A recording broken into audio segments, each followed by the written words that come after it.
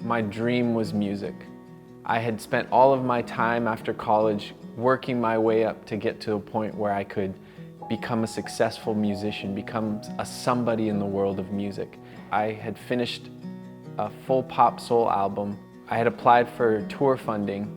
Locations were set. In that moment, it was like I could look into my own future and I saw myself getting everything that I wanted. I saw myself on stages, accepting awards, and the first question that I asked was, then what?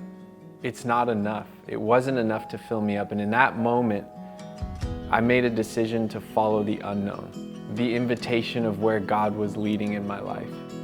And so that night I decided to quit. And I remember sitting at my desk one morning and hearing that still small voice of God say, give it to me, I have something else for you. And I remember asking, are you sure? And just hearing that still small voice again, give it up to me, I have something else for you. I had given the thing that identified me away, and at this point I was asking God to open a door for where I could go next. Now, nursing wasn't the first choice or if I'm being honest, anything that was on the list of my expectations. I had no intentions of doing music ever again, but as a songwriter, slowly songs would start coming out. It's an interesting concept with songs because you don't know where they come from, but it's kind of out of the well of whatever you're experiencing. So as I started working in ER trauma, there were these cases or situations that would really impact me, and the way I knew how to process it was through writing music. I remember the first time I was in a trauma room by myself and I had a patient pass away, and I had to really wrestle with that concept of what do you do with someone, what do you do when someone has experienced life and death in front of you?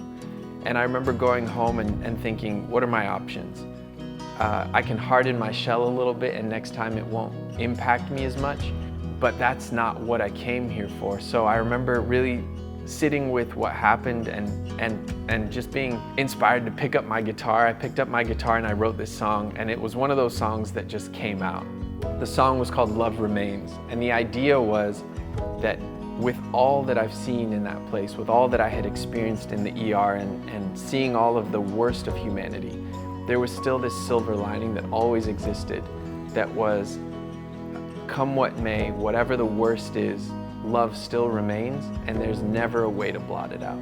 The question that I started asking when music came back together was, what does the gospel look like? What does the gospel feel like? What does the kingdom of heaven present mean? And I think my goal for music is to answer that question not only in the songs, but kind of what the songs create.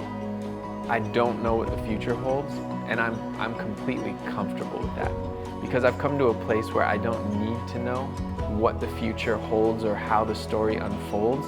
I've gained a relationship with the author of the story, and I know based off of my relationship with God that the story will go according to the character that God has.